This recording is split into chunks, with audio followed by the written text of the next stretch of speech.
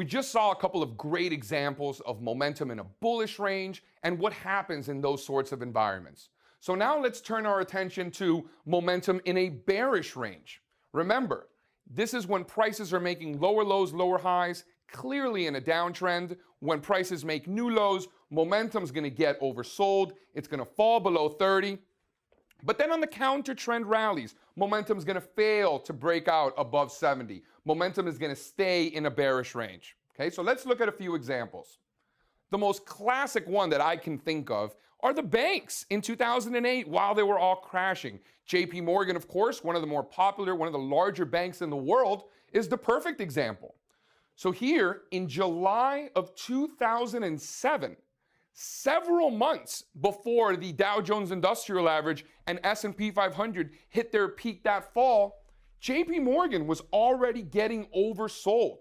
Momentum was in a bearish range well before the stock market peaked. This was a heads up that something was wrong. So while JP Morgan was in a sideways range really throughout the end of 2017, early 2008, momentum was already telling us that something was wrong. Notice how we were never able to get overbought, ever, but we continuously got oversold. These are bearish characteristics, okay? These are things that we see in downtrends, not uptrends. So if you were looking at momentum, you got a great heads up that the resolution out of this sideways mess was not going to be higher, but most likely going to be lower, and we wound up with one of the most epic crashes in American history in JP Morgan. Another great example of momentum in a bearish range is emerging markets relative to the S&P 500. This is a downtrend that lasted for 5-6 years. Very clear. Notice how we're using a line chart to connect those closing prices. These are the types of charts we want to use when we're using ratios. In this case, emerging markets and the S&P 500.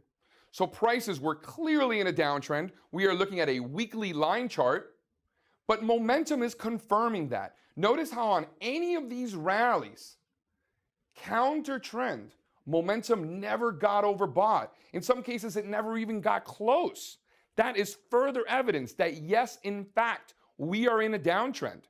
So moving forward, what you want to see is you want to start to see momentum staying out of oversold conditions and then getting overbought on those counter trend rallies. That would be evidence that the trend is changing, and in all likelihood, it's no longer a downtrend, and we should be looking for buying opportunities, no longer selling opportunities.